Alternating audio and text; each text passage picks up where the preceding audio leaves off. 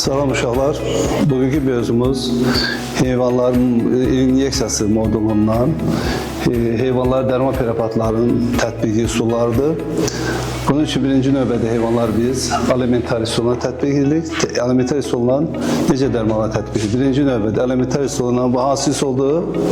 Ağız boşluğu vasitəsilə heyvanlara dərman preparatlarını tətbiq. Bunlar bir neçə dərmanlı formasına asılı olaraq bir neçə qayda tətbiq olunur. Əgər dərmanlar tabletka formasındadırsa, müəyyən alətlərimiz var. Bu alətin vasitəsilə tabletkanı biz heyvanın qida borusuna yeridirik. Əgər emulsiya formasındadırsa belə, ola bilər, emulsiya formasında ola bilər. Bəli, bunları biz su şifrislərlə, üstündə yazılmış dozalara baxmaq üçün, bir doza mütləq şərtdir. Dozanı çəkiyə görə dozanı tətbiq edirik, çox az vermə olmaz. Dozan az verəndə təsir eləmir, çox verəndə də əks təsir göstərə bilər. Usul isə bizdə heyvanlara inyeksiya üsulundan dərmanla yeritməsidir. Bunları əzələ daxili, dəri altı, dəri içi üsullarla, bir də vena daxili.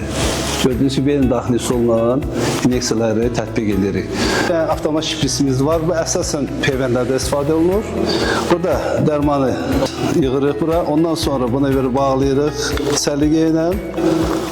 Əgər dərmanı biz yeridəcək dozaya baxaraq, neçə qram dərman yeridiriksə, və burada biz dozalar var. O dozanı qoyuruq burada.